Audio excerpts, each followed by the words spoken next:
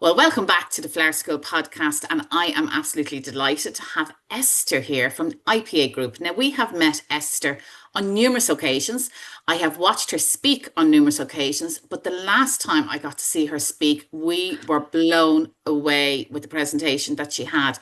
And I begged and said, please, please come and do that presentation for us here at Case Flower School because it was so educational in a really fun way, all about websites and why you need them and how they work and stuff like that, but in our language. Esther, we're delighted to have you here.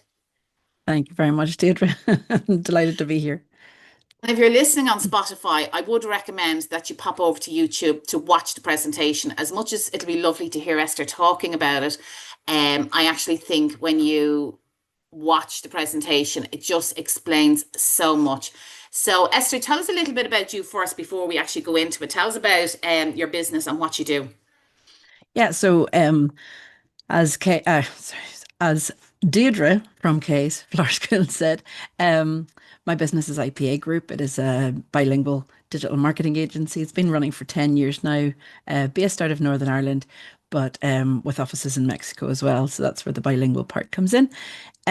We help you with all things digital so that your business gets seen more online. So whether that's a new website, whether that's updating your social media, your bios, helping you with content, or whether it's SEO, like what we're going to be talking about today, we can help you with all of that and more. It's more the question of ask me what we can't do.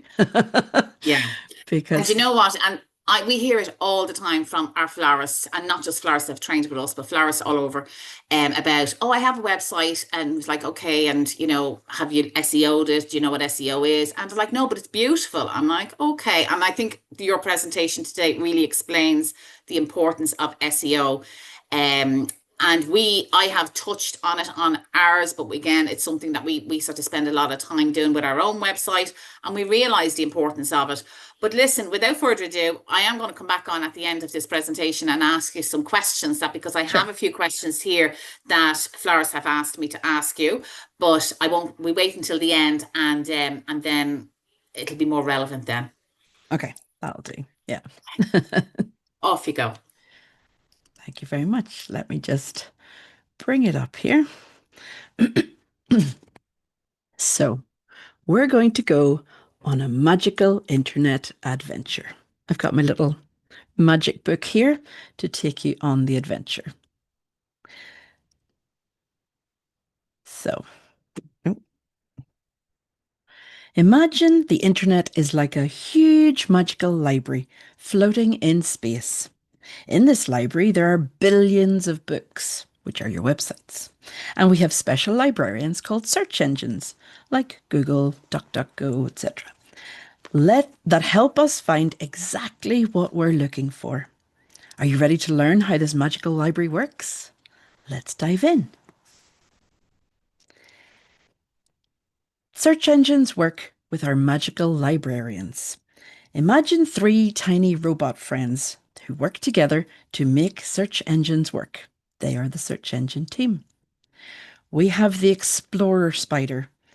This little robot is like a super fast reader who zooms through all the websites and it crawls from page to page using links, like following a trail of breadcrumbs. It never gets tired and works 24/7 reading new websites and checking old ones. The organizer bee takes all the information that the spider found and sorts it neatly. It creates a giant index like a massive card catalogue in our magical library. And it labels everything so that it can be found quickly. Our third helper is the helper butterfly. So when someone searches for something, this robot flies quickly through the index that the organizer bee made and uses special magic, called the algorithms, to find the best matches. Then it brings back the results in order of what it thinks is most helpful. We have 5 kingdoms, magical kingdoms of SEO, and we're going to explore them. First of all, we have our technical SEO kingdom. So imagine building a perfect toy castle, or maybe in your case, a perfect bunch of flowers. That's what technical SEO is like. You have the castle structure, which is your website architecture.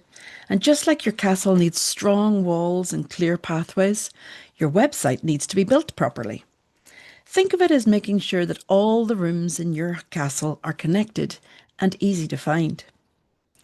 You have speed magic, which is your site speed. No one likes a slow castle elevator. Your website should be super quick. So make sure all the castle doors can open quickly when visitors arrive.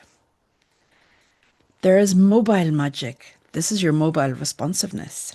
Your castle should look amazing whether viewed from a tiny window on your mobile phone or a giant telescope on a big widescreen TV. I think I was joking about the book. Just like having castle rooms that automatically adjust their size for different visitors. So if a little elf comes to visit, he'll have the same experience as a big giant. You have magic maps. These are your XML sitemaps and robots. Just like having a special map that shows search engines where everything is, and a list of rules telling them which rooms they can and can't visit. Security spells is your HTTPS. This is like having a magic shield protecting the castle and keeps all your visitors safe from the bad wizards. Our next kingdom is the Onpage SEO Kingdom. Think of this as decorating each room in your castle perfectly. You have room names, which are your your title tags and your meta descriptions. Just like putting perfect signs on every room so visitors know what's inside, whether that's your homepage, whether that's your About Me page, or whether that's your Contact Me page. Put the perfect sign on and make the signs interesting so people want to visit. Then you have big signs inside the rooms. These are your header tags, like having different sized signs for different important things. The biggest sign, H1, tells what the whole room is about. Room decorations. This is your content optimization. Make sure each room has the right toys and the right decorations. Everything should be placed where it makes sense. Secret passages are your internal linking. Create fun shortcuts between different rooms, helping visitors find related rooms easily. Your picture labels are your image alt tags. This is like putting name tags on all your toys, and it helps blind visitors know what pictures show. Our next kingdom is the content and keyword kingdom.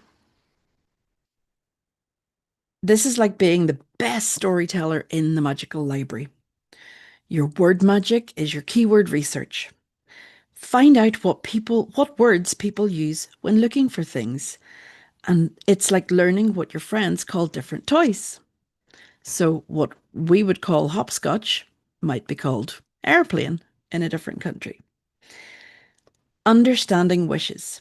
This is your search intent. Knowing if someone wants to learn, buy, or just look at something. It's like knowing if your friend wants to come and play with toys or just see them. Story planning. This is your content strategy.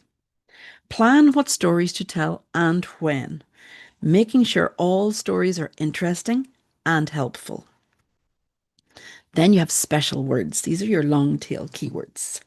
I'm sure you've heard a lot of these phrases in brackets before now, but think of them as special words instead, where you're using specific phrases that people might search for, like red fire truck with working lights instead of just truck.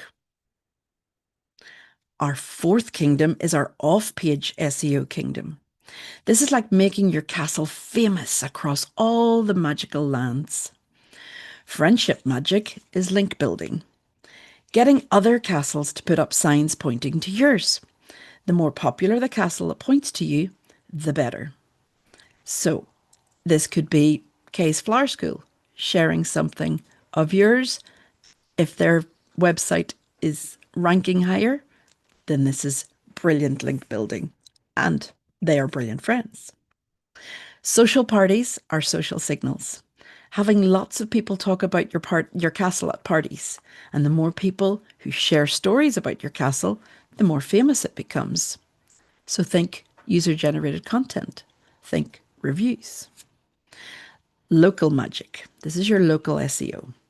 Make sure people in your town know about your castle. It's like putting up magical signs in your neighborhood. And our fifth kingdom is the magic measurements kingdom. This is like keeping track of all the fun happening in your castle. You have the magic mirror, which is your Google Analytics, and it shows you who visits your castle and what they do there. It's like having a special mirror that shows what toys people play with most, or what pages they click on and visit longer. Your visitor counter is your KPIs. It shows how many friends visit and if they have fun, knowing which rooms are the most popular. Success spells is your conversion tracking, seeing if visitors do what you hope they'll do. So if you want them to buy, are they buying? It's like checking if they find the toys they're looking for. We have to make the magic work. Remember, just like building the perfect toy castle, like your perfect, beautiful website, SEO is about making everything work together. It's not just about having the prettiest castle or the most toys. It's about creating a magical place that everyone can find and enjoy. Think of SEO as being the friendly castle keeper who tells exciting stories, makes sure the castle is beautiful and works well, tells exciting stories about the castle, helps visitors find what they need, makes friends with other castles, and keeps track of all the magic happening. And just like any magical story, the most important thing is to keep your visitors happy, because when they're happy, the magical librarians, the search engines, will love your castle too. Remember, the best castle isn't just the biggest or the prettiest. It's the one where everyone can find their perfect adventure. The end. It's just magic. It's absolutely, and even hearing it for the second time, I'm just like, so like if you are watching or listening to this podcast, or you're watching it on YouTube, I would say give yourself a day or two and go back and listen to it again because there is so much gold in that presentation. Um, and it just brings it down to layman's terms is like how many websites do you reckon, or like how often does it happen that people go and they get a really good website and it's not working for them? 9 out of 10. Yeah. Yeah, that's Far too sad, many. isn't it? Because they've spent so much money Yeah. on making their website look nice when, Yeah. But one of the issues is you've got a web designer and another is the SEO specialist. So it's not just that, you can't just build it and they will come. You have to build it and add all these other elements into it. So either you yeah, think about that before starting to build it, or you find a web designer that can also do the SEO element and be prepared to pay even more for that. right. Yeah. So what do you think if somebody's budgeting for a website, should they be budgeting more for the SEO than the prettiness and it or usability? Where do you like put the So priority? SEO is more ongoing. So like I said, writing content, writing blogs, that's a constant thing. You should be doing that frequently. Now, frequently could be once a week, it could be once a month, it could be once a year. As long as you're doing it and you're updating your content, then, you know, having that there. But it has to be, like I said, too, content of value and content that is useful to people. So if people go and visit your website, or it doesn't even have to be a blog, it could be a video, it could be something that you're changing, that you're adding to your website. So as long as it's related to what you're selling or what you're promoting on your website, then that will be of value. And searching for the long tail keywords and searching for what people are looking for will help you with that content strategy, because it's not just oh well, I added meta titles and image description alt tags whenever I made it, so therefore it's still good. No, because even even the rules around SEO change because it used to be just keyword, everything was one word. And then now that you've got, like you mentioned, accessibility and like people who are coming to your website, if they're blind or if they're colorblind or if they're, all these different things, you have to specify certain things on the image. You can't just have woman in a top. It has to be woman with blonde hair and glasses in a blue top with that sort of thing. Okay. Right. Okay. Um, yeah, it's mad. And I'm actually already thinking like I need to go back and look at our website. It's, And yeah, again, as it's we never talked about ending. accessible, it's something that I think as part of your budget for your yearly marketing budget, SEO has to be part of that. Yes. And I know a question that's going to come back from florists listening to this because mainly our people listening to this podcast or watching us on YouTube are florists. And it's like, what do I write about? How can I create content?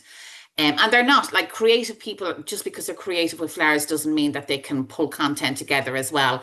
So if we say a florist has, like, I'm just thinking as a florist, not as a florist, but as a florist, and they're looking to write content, could they send to you, well, this is the type of content I want to write. Can you do me 12 blogs for the 12 months of the year? Then Yeah. at least one blog a month is going out. In January, you're talking about snowdrops or tulips or something Yeah. like that because Yeah. they're in season, and February is daffodils and whatever, Yeah. and move on. And June, July, Um, August, September is wedding flowers. yeah. And like obviously you have obviously all your treatment of flowers and how to make them last longer. But like even on that note, and I do say this to flowers, think about how to make the flowers last longer. Why do the flowers die quicker? Where's the best place to store tulips? And just only write your content around tulips. Yeah. I think people get a block. How do you find with, your customers? Oh, definitely. They're always going, well, everyone knows what I do is one of the ones that always comes out. And it's like, well, they might do, but not everyone knows how to do what you do. It's not Yeah. about revealing all your trade secrets, but you're talking tulips there. And I got gifted a bunch of tulips a couple of months ago now, but they were already flopping over. And my mum said, put a penny in the bottom of the what? I'd never heard of that. So tips, Yeah. things like that will elongate the life and love of your flowers. That's gold. That's, Yeah. because people will be searching for that. How They do I will make my say tulips stand upright? absolutely it is what they'll search for. Yeah. Yeah. And it's But and like those long tail, like that whole sentence of how do I so when make you my say tulips long stand up? tail, you talking about how to make tulips last longer is Yes. one keyword One. or is the Yeah. keyword. Yeah. Because Right. people, if Okay. people just put in tulips, then the flower itself will come up or images will come up. Whereas people, Yeah. everybody at this point knows what a tulip looks like. It's not like 50 years ago when we didn't have as much access to the internet and Yeah. stuff. And people were like, oh, they only grow in Holland or whatever in the Netherlands. Tulips from Amsterdam. That's always what Yeah. came to mind first. And now everybody has access to the internet. Everybody knows what tulips look like. We've seen them in the shops all the time. But what we don't know is how to keep them. Another one that that I keep killing is orchids. It's like, how do you Okay. keep these things alive? And I will Google it and I will look for it on search Yeah. engines and go like, what have I done wrong this time? Because I did everything the last time.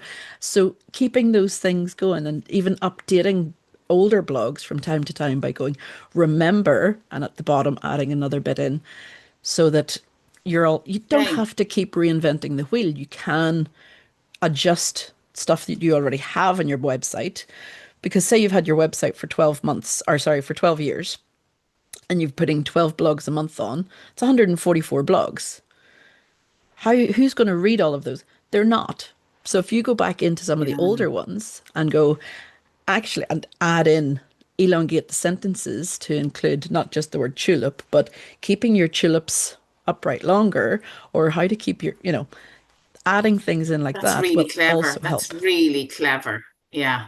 That's actually really clever because I know and obviously we're talking about blogs, but I know recently we were at a conference and they were saying about rehashing old content and old videos because just because a lot of people might have seen it, there's a lot other people Yeah. eyes are on your social media, your website. It's not always the same people. But that's actually, Yeah. and I would never have thought about that as going back into old blogs Yeah. and re SEO them, I suppose is probably, I Yeah. don't know what the proper term is, but yeah. Yeah. And is that a service that you offer? So we say there is a Yeah, flower shop and they have done a lot of blogs and now they just haven't got the time. Is that a service that you offer then that say, it is. okay, Esther, there's my website. Will you go through all those blogs and Yeah. tell me how to make them longer or whatever, or you do it as well? Yeah.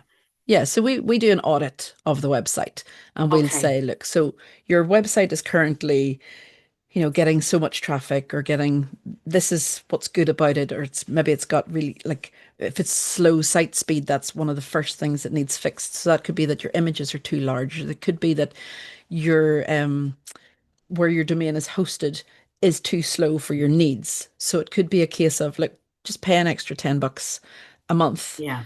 and that'll increase your site speed. It could be as simple as that, or Okay. it could be, right, so you've got 400 products in your shop and 20% of those are repeats. So let's get rid of stuff that you're no longer selling. Let's get rid of stuff that's repeated and maybe just put in the caption available in these other colors, things like that. Instead of having pink, blue, white, you'll have pink, blue, white all in the one listing, for example. Right. Um, Excellent. and Yeah. also, yeah, And what about is there any particular websites that you work with, or do you work with any website? I know within the flower industry there is a lot of florist websites that are they're very florist friendly. They're for what you call when you're buying online, e-commerce, that e-commerce, sort of yeah. thing. So can is it's that sort of websites that you could work with also? Yeah, yeah, yeah. Every website we can work with them. Okay. Okay, that's actually really interesting because I know a lot of florists, they have the same, like there's Florist Touch, Florist Pro, there's a lot of Yeah, these yeah, florists, and they're sort of a template website that's already set up for them, and then yeah. they put their own Yeah. So in cases like that, brands. if we're not 100% familiar with what they call the back end, with going in at the back and fixing stuff, we just give you the suggestions and the things to do, and just you go ahead and do it yourself, and then we'll check Yeah, back a few weeks later to make sure that you've done it, and then to make check sure that you, recheck yeah. site speed and recheck the alt tags and the H1 titles, Okay. etc. So there's lots and lots of things that are easily done that you can just go in and fix. Like if your image is 20 megabytes, make it 200 kilobytes. Just simple things like that. Whenever you're going to Yeah. upload any image, make sure that you resize it, put it through tiny PNG, put it through something that will automatically make it a lot smaller without losing the Okay. quality, because you don't want to just Yeah. squish it in and then it's all And then pixelated. Or pixelated. Yeah, yeah, yeah. because, like I said, it has to And be one of the visible on your questions, mobile. It has to be visible on your laptop. It oh has to be visible on your yes. tablet. It has to be visible. If you're given a presentation on a 65-inch screen, it has to have the same visibility Okay. as it does in your mobile. That's mad. Yeah, that's mad. One of the questions that we get asked all the time is, now particularly obviously for florists starting out in business, do they need a website? And there's a lot of mixed reactions. Some people say, oh, you absolutely do need a website. And others say, oh, no, you can just use social media or, I know what my take is on it, but what's your take on it? And like, do you actually need a website or would you be better off just putting your money into your social media and ads and stuff like that? Social media is rented ground. Social media, I've lost access to a Facebook account recently. Lots of people have lost access to some of their meta accounts, whether that's Facebook, Instagram, whatever they're using. It's here today, gone tomorrow. It's, talk about the algorithms. You're a slave to the algorithms, especially in social media. Your website, you own it. It's yours. It's your, you know, real estate. It's your house. Let's put it that, or your castle. Let's put it Yeah. that way. And if you have all your eggs in one basket just with social media, and that pops, because there's been so many things that have been here and then gone. Like there was well, MySpace, going all the way back. There was MySpace, there was Yeah. Bebo, there MySpace, was Bebo. Blab, there Yeah. was But even look at Clubhouse. Twitter, like in the last couple of years, Yeah, ones like that everybody where thought were Twitter would have been, safe. Yeah. yeah, and I'm of exactly the same opinion. I totally agree with you. So I'm glad you said that. Because you can, and I have seen it that people have put a lot of money into social media and into social media ads and into getting content creators to grow their social media, Hmm. and all of a sudden, then bang, it's gone. Yeah, it's And gone. As long as you have it going somewhere, then it's not all lost. So get them to sign yeah, up to your mailing list. Get them, you can have an email list even without having a website. Now, you know, we do it all. We do your website, we do your email, we do your social media, we do everything. And in all of them, we've never lost access to a website. But access yeah, has been lost, you just put one thing wrong or somebody hacks into your social media and it's gone and there's no way of getting it's that gone. back. And I don't know anyone that has got it back. Like it really is. Once it's gone, it's gone. And particularly if it's hacked and they're looking for money and Yeah. it's Yeah. more money in crypto and whatever else to get it back. Yeah, no, and I think even for anyone starting out in business, even if it's only one or two page website, they don't have to. You Doesn't could have have to be, two no. pages that were really well SEO'd Yeah. that you're driving. And as you say, your mailing list could be one of them that you're Yes. driving the traffic to that. What do you think for, and I'm putting you on the spot now because you probably haven't even thought about this, but what do you think for a flower shop or a wedding florist would be the best type of lead magnet for their Ooh, email list, to grow their email list? I know I'm really putting you on the spot yeah. because I didn't tell you I was going to ask you this. It could be like if we're going wedding florists, do the like a mini ebook of traditional versus contemporary flowers. And like you were Oh, saying, I love it. which Yeah. flowers are in season, because not everyone gets married in the summertime. No. What if you're going to get married in February, what flowers won't break the bank? Because if you want the tulips or you want the sunflowers or whatever, you're going to have to get them imported from the sunnier Yeah. climes, and that's going to be a lot of money. So wedding flowers on a budget, maybe, or maybe Yeah, that's not actually, on a, yeah, really good. yeah. It's interesting to hear this from somebody who's not a florist and actually doesn't. I'm not saying you don't know much about No, florists, I but don't. I about the don't flower know much about industry. flowers at all. She doesn't even know I about keep tulips. killing them. I know which But ones are pretty. but that's actually really good because we're hearing from the horse's mouth from somebody who's not a florist what you would Yeah, be looking for. exactly, exactly. And And that's really like key because, I've been married, so I'm not even looking for wedding flowers or anything, but I know that would be top of most brides' yeah, minds, or yeah, brides' fathers' minds would be yeah, probably, yeah, budget, yeah, yeah, yeah. Yeah, no, that's actually really because that is like flower shops would sort of say to us, but sure, like how would I build a lead magnet? What would I do? So it's different. We say for us in the school, our lead magnet is a course, and it works really well. But and I say to florists, there's no reason why they can't teach a flower arranging class as well Yeah, as a lead magnet, yeah. how to arrange daffodils or how to arrange sunflowers or Yeah. whatever for the time of year that it Well, is. just I was just thinking um that there are other ways to do it. You don't have to, it could be a quiz. You could have a quiz. How good is your flower knowledge? And have a Yeah. picture and what's this one called? Again, Right. for Excellent. it could be Yeah. something Yeah. fun. It doesn't have to be something, practical like the Yeah. budget of wedding flowers. It could be something completely out there, completely different to anyone else. And just name these flowers and see, maybe give a €5 discount or a 10% discount Yeah. if they get them all right, or have something like a prize at the end of it. Okay. Right. Yeah. But Yeah. then you're Yeah. still getting all their email addresses, and especially if they live Yeah. local, then especially do it coming up to Mother's Day, coming up to Valentine's Day, have things there that what do you call this, or what's the even the Latin name, really go all out, like with no Yeah. Googling allowed, Yeah. that sort Yeah. of thing. What's baby's breath actually called? Yeah. That's actually really, and you know what I'm loving? I'm loving the fact that you don't know about flowers. So it's really coming from what you think people are going to be buzzed by. And Yeah, that is what you want.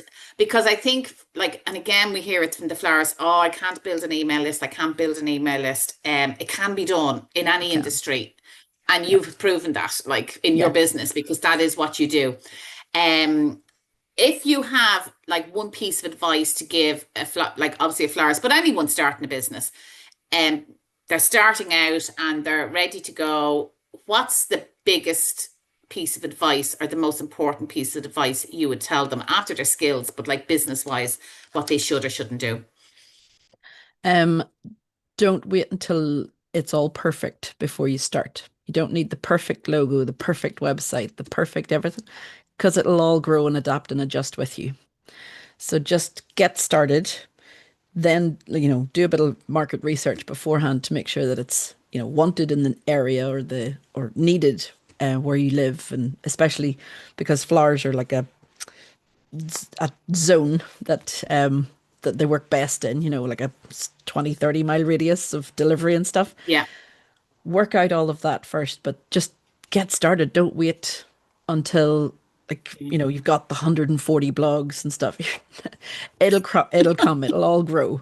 And as long as you It'll have, come. And I think, and I know one Denise Inspired, who would often come on here as well, would say that you don't have a business until you have a customer. So once you have the first customer, you then have a business, and then you can grow on that. And then yeah, you have some sort of income to be able to spend money and say, okay, now I can afford to hire yeah, Esther and her team for to do yeah.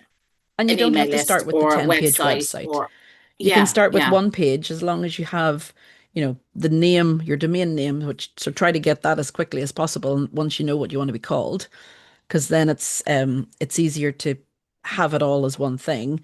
Do the yeah. same with your social media, name it the same as what you've named your website, and just grow from there. I mean, you can start with one page, and we do this for a lot of clients.